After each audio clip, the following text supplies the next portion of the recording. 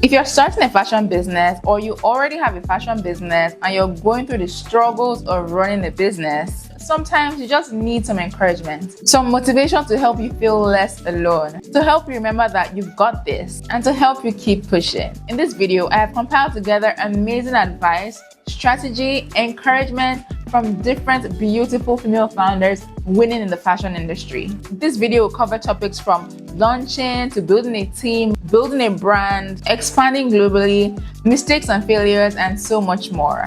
There is so much to learn from these amazing founders, so grab your pen, your paper, and enjoy.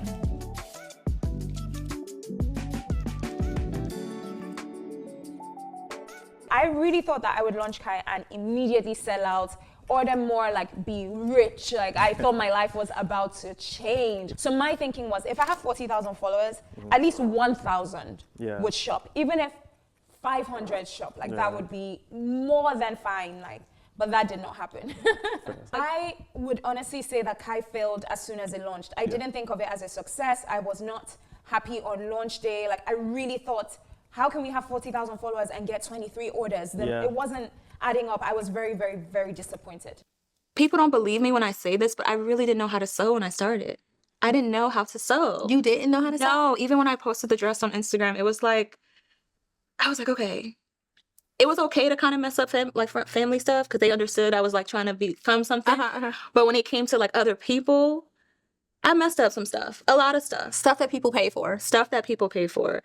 And I don't recommend anyone starting the way that I started because this is my journey and I figured out how to maneuver and go through it. But first, let's say you asked me to make you this dress. And I'm just like, yeah, I could do it. And you were like, yeah. I said, yeah, I could do it. And then I would go on YouTube. I would go buy books. I would go to fabric stores. I would research the heck out of this dress and figure out like the stitching and everything. And I would practice. Deeper, by the way.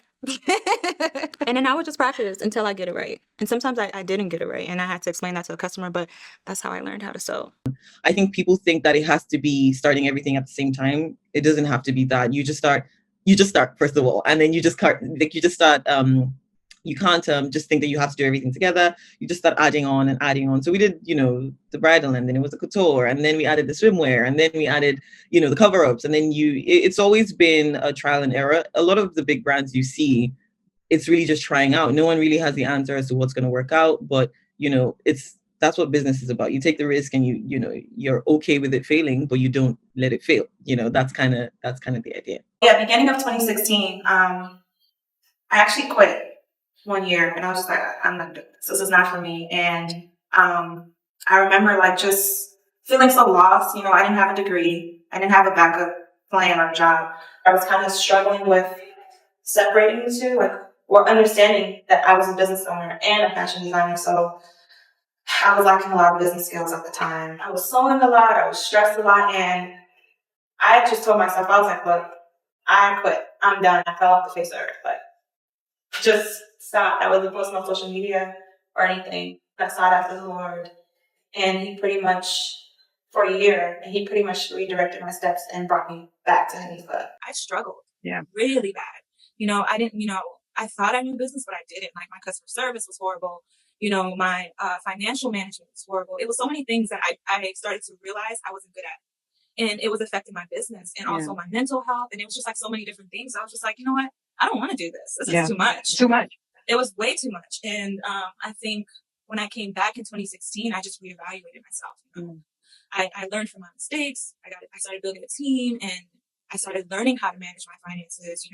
I started understanding customer service better. Like I had my fair share of terrible customer service, but now we don't have that issue anymore because we've learned from our mistakes or whatever. But it was just a lot. It was too much. It was too much. So I quit. And then God literally was like, nah, this is what you want to do. It's time to come back. So I came back and I didn't have a business plan when I started AI. For the most part, I didn't even think of the business of it. And I'm not saying that that's a good thing. For the most part, my experience has been my own brand. So it's possible to not have this perfect business plan and this perfect idea and this idea of funding and all these things. And it's still possible to still be sort of a success. There will be failures. Even the people that have those fantastic business plans will fail, can fail, not will fail, rather can fail. You can have access to the biggest funding and a lack of experience will shut it down. people are just really scared to start things. Just really scared of knowing the answer themselves. I find that people come from these talks and you go for networking and you do all this, like they're trying to find the answers from other people, which is fantastic. But no one will teach you good at no experience. As much as I'm a designer and the CEO of Kai Collective, I'm essentially just a problem solver. I find that being a founder is just a problem-solving exercise, and it's taken me a long time to figure that out, and I only accepted it last year, but every single day there's a new issue, and sometimes I actually think that the issue is going to take us out completely. I mean, last year, we lost a shipment that was worth over £120,000. Oh, wow. Mysteriously, 8 months later, it turned up in August. For 8 months, it was missing. We thought it was gone. And it's just interesting how when those issues arise and you think that, like, this is it, like, how can we recover from this? Somehow, you just find it in you to keep going. And yeah. So I actually, and this is another interesting part of my story, so I actually launched Odd Muse with a 6-piece collection, but the blazer was what really stuck. And the blazer was actually the only thing that sold. And that really taught me throughout the whole brand that I only really need one product to really change the game for this brand. And I've experienced that so many times in my journey. So we had, we started to slow at one point in 2022. It just got to a point where everyone had a blazer. And I released this pearl dress, and it was everything she loved about the blazer. It was feminine. It had a good shape to it. It was so Odd Muse, if Odd Muse did a dress. And I remember in that quarter alone, we grossed like 1.5 million just off that dress, and we became a dress brand. And that was, again, one product. I had a product that went viral, and I think that increased your revenue by about 535% between 2019 and 2020. What product was it, and how did that happen? Yeah, it's called our Gaia dress. You know what? I, at some point, realized that there wasn't enough uniqueness with Kai. It was too generic. We didn't have a stamp. And so at some point I was like, this is not going to work. We need a unique selling point. Yeah. And so for me, I really wanted to do something that incorporated my heritage, color, my maximalist style. So then I was like, okay, we need to start doing print. And so we designed the Gaia prints, and then when I saw the print, I just knew that I wanted it on a mesh dress. I wanted it to be like fully bodycon, very fitted on the body, almost look like you were wearing a tattoo. I wore it for like a BAFTA party, and I took a picture in a hotel dressing up, posted that on my Instagram, and the immediate reaction was amazing. And I remember I was really shocked at the reception of the purple Gaia dress, the first one. I thought it was gorgeous. The day I wore it, I just felt incredible. But the way people loved it, I was very surprised. But then the night I wore it and posted a picture and it was so loved, I knew that I was onto something. And then I decided to do a second colorway, the orange. The night before I released this color, I was like, why did I bother doing this? Should just have stuck with the purple. Now I have all these dresses I'm not going to be able to sell. I called my friend. I was like, I'm looking at these dresses and I don't even like it anymore. It's so chaotic. I thought I liked it, but it's just giving me chaos. And of course, launch day came and we sold out and it was incredible. When you start with a particular product, how do you expand into other things that are connected to the core product? So at the time, more of our heavy hitters were the swimwear.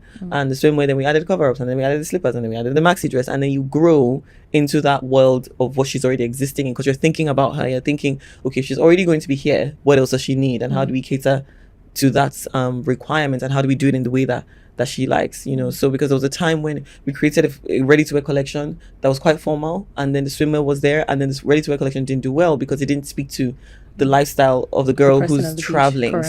We had to now flip the chart again and say, okay, how do we take things from this angle that is successful, so that you are not I'm the kind of person, when something is going successful, everything has its seasons, right? So you have to still kind of look ahead of the success and think about, okay, after this, what next? So while the company and the brand can be working on the today, I have to kind of look ahead. I'm like, guys, okay, swimsuit is great now, but it's going to slow down. We need to start getting into ready to wear. At the time, it seemed like an expensive venture, but swimsuit did eventually slow down a little bit. And then now the ready to wear is on the top.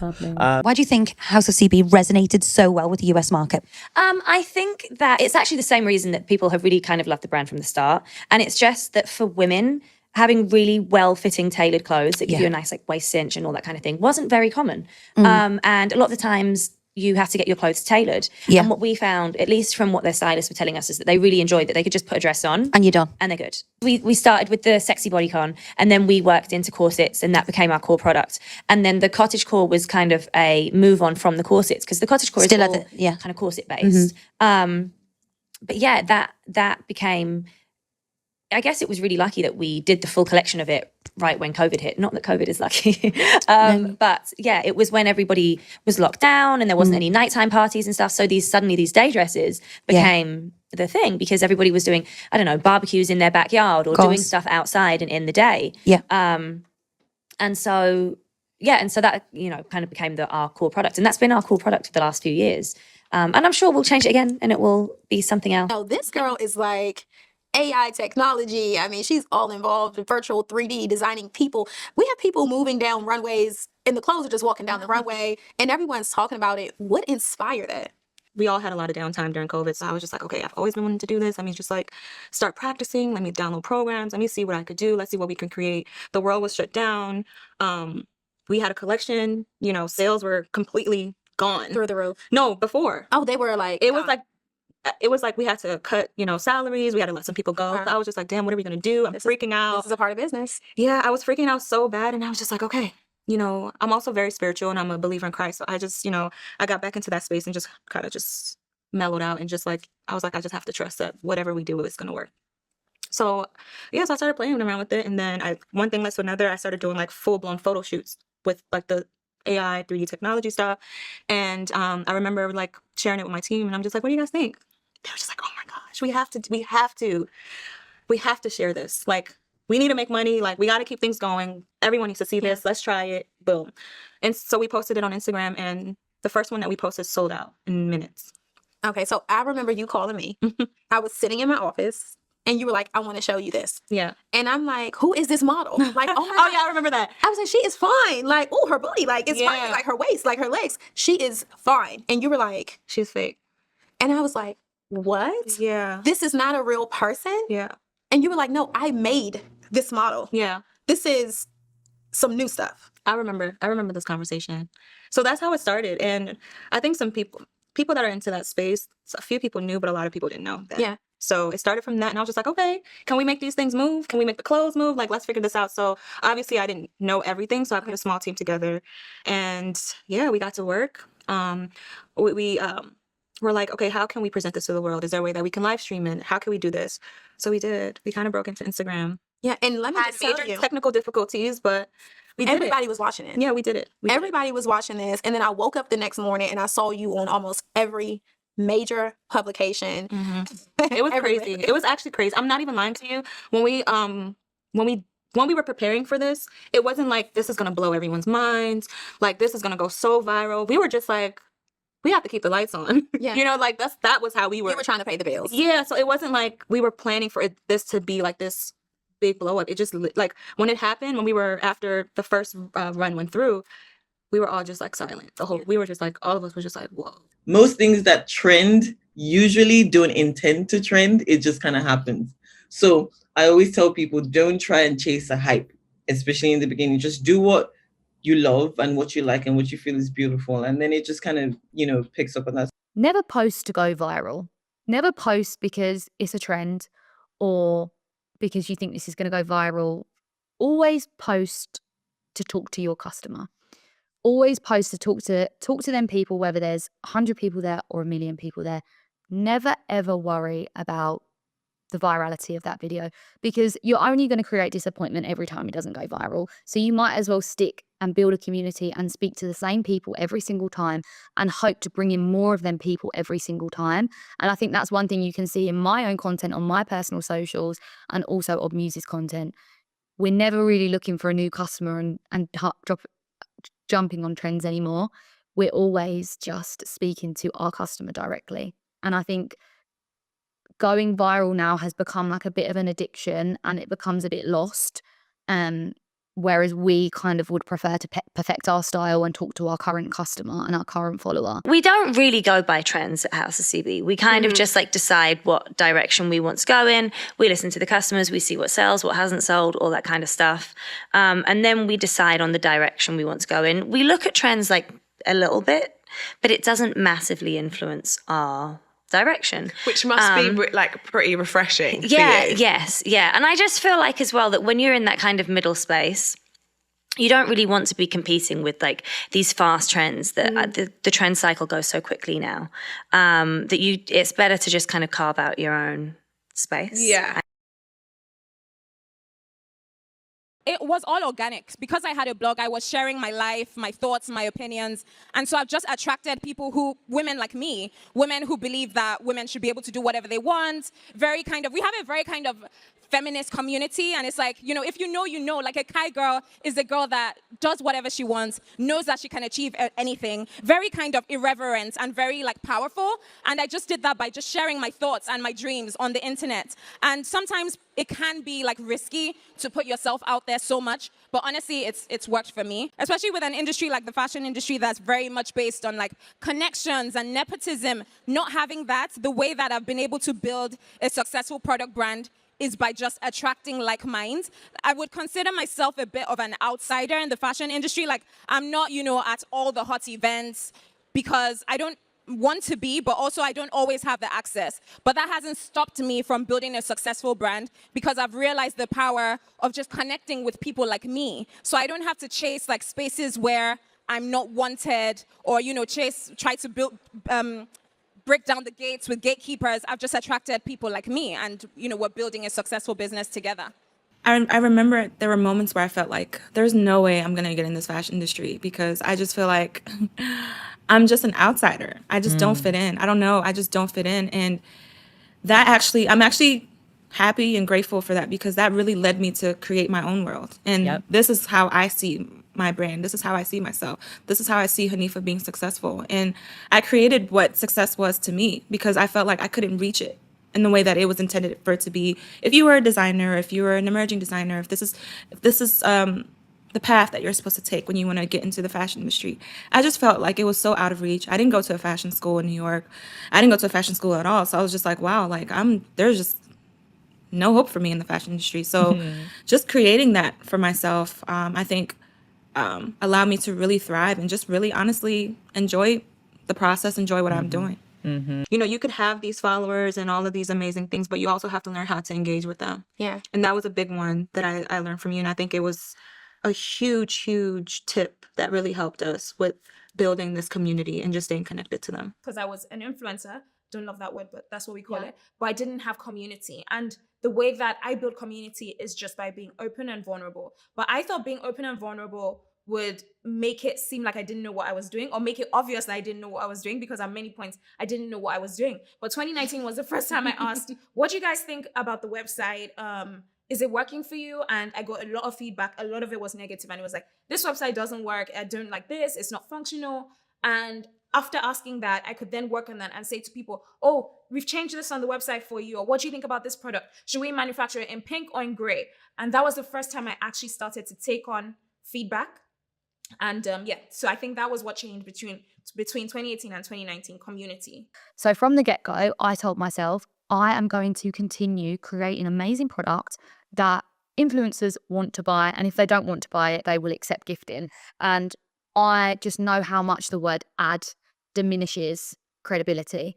I always, from maybe like an integrity point of view, it was my product, it was my baby. I wanted to know people loved it and they wasn't ever going to be paid to say that.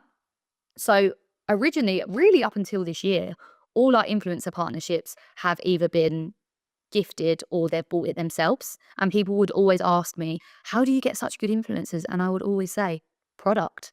Product is the most important thing.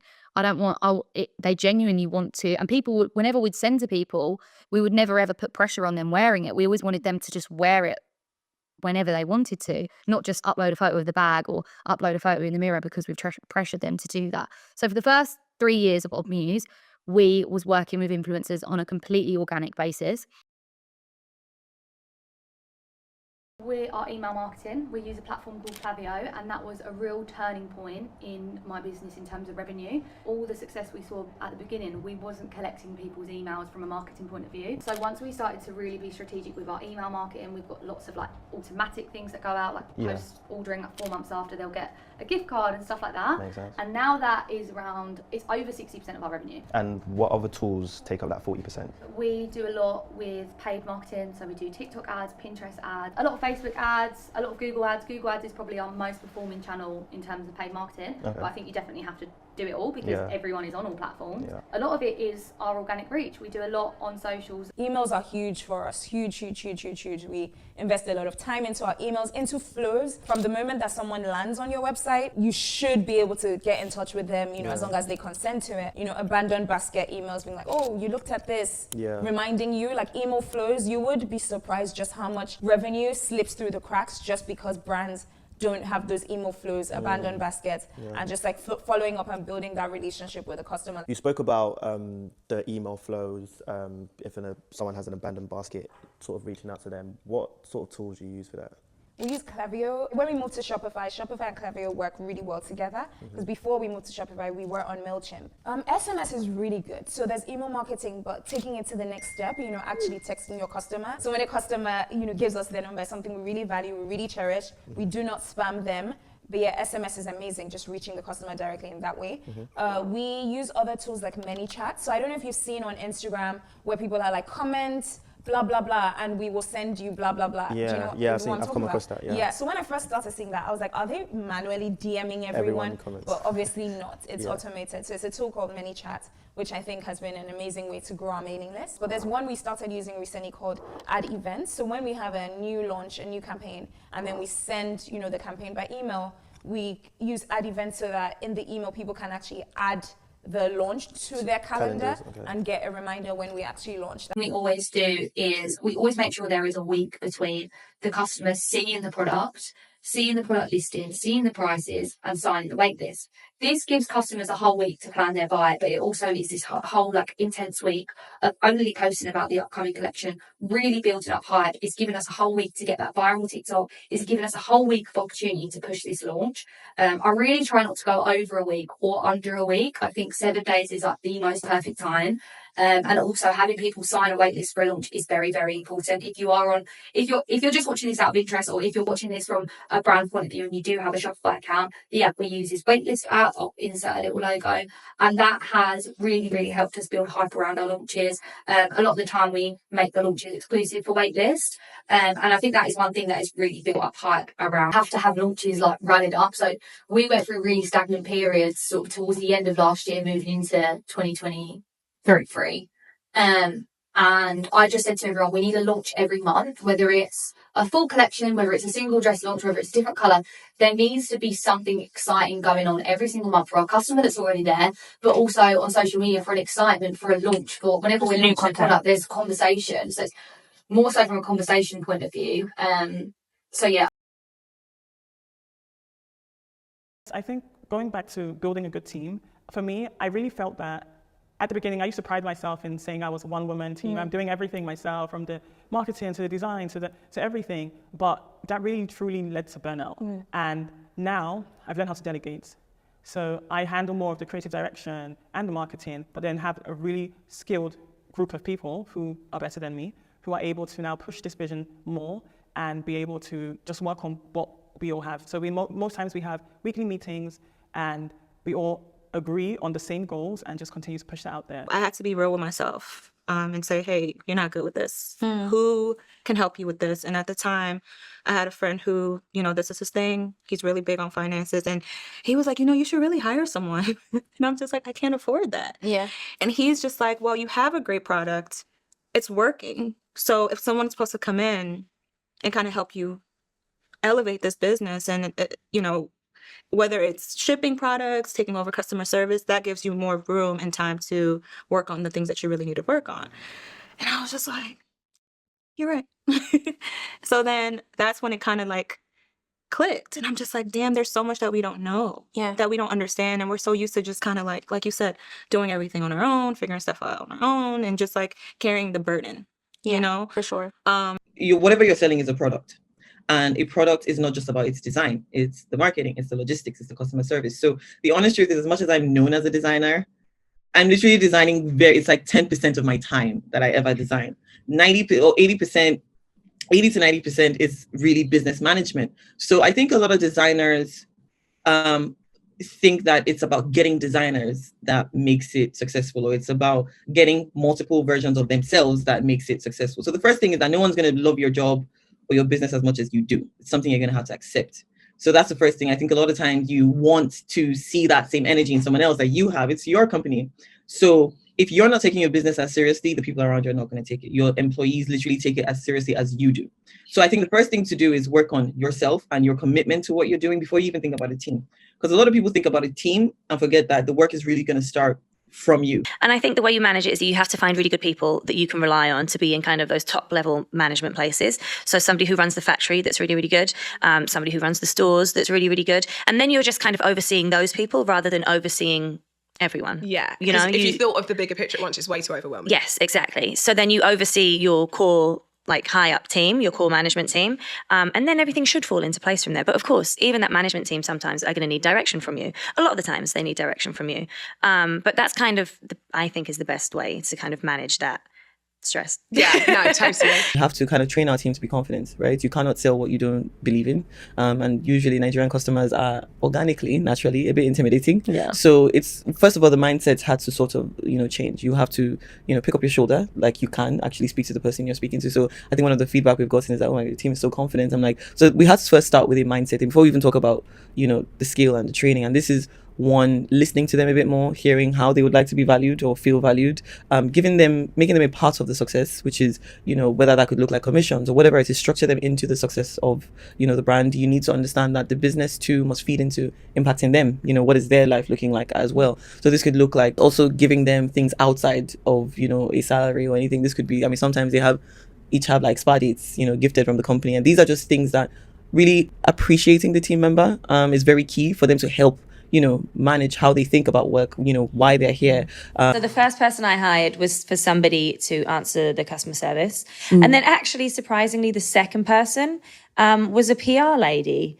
And she, at the time, there was loads of like magazines, like in the UK, I think it was like Look and Now and that kind of thing. And she got us loads of placements in those. And I paid her for every placement that she got us. Yeah. And she did really well, and it did really well for us at the time. But those were the two that I started with. And that one of the things to be aware of as any brand wants to go global is just understanding the amount of work it would take to actually diversify the products according to different regions, which means that your production is getting a bit more complex, which means that you have to be quite wise about how much you're investing in the product, to what markets, what is the marketing strategy like. For the Lagos market, for example, they shop very differently physically than the New York, and the New York is on their way to somewhere. The Lagos market is coming to you. They've decided to stop there. You're not on the way for them, right? Because Lagos is already, you drive everywhere. That's an interesting perspective. I wouldn't have thought that. Yes, very different. Yeah. So you don't know these things until you're physically there. And so these are the things you learn, and then you take that data and you modify. So it was very data driven to be in New York. It wasn't just like it's a nice thing to have. So it was very data driven. But then even with the data, and that's the thing, data, it's numbers, but when you're physically seeing people, so the colors also need to get a bit darker for the retail store in New York. They want a bit more black grays, which is not really our palette. Exactly. So the question is, how do we take what people love and what they've loved so far and modify that? There's also a lot of discovery. When you're on a street store, it's quite different when you're online and you're targeting, familiar audiences. On the street, there's a lot of discovery, which we love. That's the point, to be able to also expand your reach and who you're serving. So I think that, expanding into retail or just even going global in general, I always ask people, one, you must be ready for the capacity that is required. Two, you must be ready for the cultural changes of a product that maybe you've had the way you've been doing it and now it has to sort of change. And three, it does require quite a number of resources. So you need to have good partnerships. You need to be aware of the terrain of what that looks like as well to sort of sustain it. Yeah, correct. And I like that. And it's something that I preach about a lot when I have guests and we talk about, brand expansion. Something I always repeatedly say is the market is so different in a different country. Absolutely. You can't use the template that you use here in Nigeria to work in New York. As we've just given an example, it's completely different. The consumers think differently. Yes, we may be attracted to the same brand, but the spending pattern is different. Very, how we very consume the information is different. And I like that. You've been able to just extract data to say, okay, this is how it works here. And then this is how I can probably then take this template, but then tweak to that local market. To have fulfillment in the US just based on cost, basically. It was still more cost efficient to send them from here. And so it's only now that we're being more intentional with speaking to the US customers. So it's things like on our website, pricing, showing in dollars. On our last launch, so usually when we have a launch, we say, okay, it's launching at 2 p.m. GMT. That's the language we've always used, right? But on our last launch, we also put like ET, EST, and I don't know, some other American time zone. So basically, so that we're speaking to them directly, it's things like that. And then in terms of like influencers we get, celebrities, we try and see our our stuff on, we're targeting the US more because there's just a lot more disposable income there. And it's also why like Brexit was really, really terrible for us, like really, really bad. It killed our whole European business, but there is so much more potential for us in the US that instead of going to get Euro fulfillment and trying to build that market back up, I'm just focusing on the US because it's just so many more people and our potential there is just so much bigger. And when we've like conquered the US, then we'll like come back to Europe. I started wanting just to be in the US. Why is that? The US is much bigger than the UK. I feel like the customer is a bit more reliable. Fast fashion is huge in the UK. Yeah. So my strategy was to get the US from like a revenue point of view. I knew that Odd Muse would just do well out there. It's very universal. And then I wanted to grow in the UK like gradually and like with my messaging, and that has happened now. At the moment we are around 60% UK, 40% US. On average, how many orders is Odd Muse fulfilling in a year? At the moment, at this current time, we're sending 10,000 orders out a month. A month? Yeah. Crazy. I think made in China is a complete minefield. China is the biggest country for manufacturing, and there are all levels of manufacturing happening in China. So brands like Shein create in China, but also luxury brands create in China. So it's very important that you know where to go in China. So I had full visibility on that, and I really credit ASOS for just really showing me the sort of like back end of where all these products are coming from. So from that, I just started to Google manufacturers in China, and I had about 50 conversations with 50 different suppliers. A lot of it was a simple just like vibe check, and the other part of it was, what are your minimum quantity orders? If anyone come back to me and said, you know, a lot of the time when it's like a fast fashion brand, a fast fashion manufacturer, they'll come back and say their minimums are 1,000 pieces or 2,000 pieces. I knew that anything over 50, I wouldn't be able to do. So that was narrowing a lot of it down. What are your minimum quantity orders? What is your lead time? Whether or not they're willing to work with a small brand. A lot of manufacturers do want to work with reputable brands that are going to send the orders in. So it's also finding someone that's going to want to work with you in the beginning. And me and my manufacturer pretty much landed on each other. We're the exact same age. We started our business at the exact same time. She needed a client, I needed a manufacturer, and we kind of took a chance on one another. And we have grown so much together. We've just opened exclusive Odd Muse factory that is only Odd Muse. And I always say my manufacturing story is very unique. And even this year, we have tried to, one thing that they'll always say is like an e-commerce brand, when you're importing stock and when you're, especially in fashion, there is an element of supplier risk. So really you should have a few suppliers under your belt, because if one supplier goes down one day or for whatever reason, you have other people that you can get your stock from. And in the process of finding another supplier this year, it has been one of the most horrible experiences of the last 4 years. So I think suppliers and having conversations is the most important step, and making sure who else they're manufacturing for and how confidential they are with your designs and what's upcoming for your business. It's very important in fashion, because if you do it right, there's going to be a lot of people coming for your designs and wanting to copy them and wanting to know what your next step is. So I think it is the one thing that you should be the most meticulous about. And going back to my first point, that simple vibe check with a supplier is very important. You need them to be your friend, and you need to work well with them, and you need to, know that they're going to be loyal to you. But unfortunately, there's no quick answer. It is figuring out where you want to manufacture in the world, Googling to the 100th page and having conversation after conversation and narrowing it down as to who you want to work with. There's no good supplier that's just going to land on your lap. And my greatest lesson was probably actually taking a step back. So the year that I did actually quit Hanifa temporarily, I really, I did a lot of soul searching and just really trying to find myself and really understand why. Like, why do I have this dream? Why do I have this talent? Why do I have this business? And, I gave my life to Christ at the time. And I then knew, when I actually took a whole year off, at that moment, I knew that, this is my purpose. This is actually what I'm supposed to do. There's millions of women out there who struggle with certain things and insecurities with their bodies. And, I felt like I have a place in that. I have a solution. And this is where I had to come in. So I think a lot of times, you know, it's hard to kind of check yourself and also to look back at the mistakes that you've made. And I think I've done a really good job at really analyzing myself and my mistakes and checking myself and just like moving forward, this is what I'm going to do. And this is how I'm going to do things better. And this is how I'm going to learn from my mistakes. This is how I'm going to hire new people. You know, just all those things factor into that. And I think just really honestly learning from your mistakes and moving forward. Quite impulsive. And I'm just a dreamer. Like, I really just thought Odd Muse would work, and I really had it in my head, and it would just keep me up at night, like how good this idea was. So yeah, I wouldn't say fearless, because there's definitely this side that I'm showing a little bit more this year where I panic and I'm scared.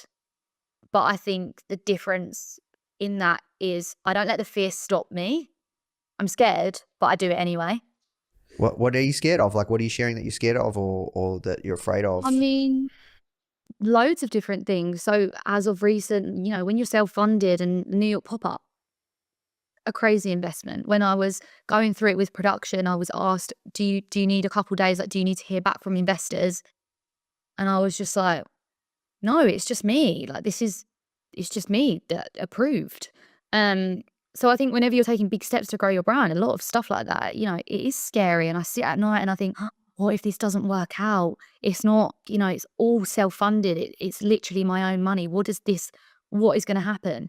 But we do it anyway. And we've done it anyway. The 700 blazers I ordered that I didn't know that was going to sell, but I definitely couldn't pay my suppliers for. I had a couple of sleepless nights where I thought, what if no one buys these? And what if I had to pay all that money? I have so many moments like that, but we do it anyway. I actually wouldn't say that there was too much that I wasted time and money on. I think that I had to do everything to learn everything, because obviously when you start and you don't know, you simply don't know. You don't know what you don't know. So you have to like do those things to figure out, hey, we're not going to do that again. So I wouldn't necessarily say that those things were a waste. I tried lots of different things. We tried lots of different marketing. We tried lots of different products. Yeah, so I wouldn't really say anything was a waste. I think if I was to look back and be like, what would I avoid? I think I would just kind of pay more attention to what's selling, what's not, and have more strategy behind that in those early days. Because I was just like, oh, I like this, I like that. They were just kind of like sporadic. But yeah, maybe just having a little more strategy to begin with and being a little more data oriented. I would just have told myself that there's so much more. There's so much more. I was so fixated on, you know, going to uni, getting 3 A's, going to uni, study law, that I felt like a failure at every point, that there's what my ideas didn't manifest. But yeah, I would have told myself that there's so much more.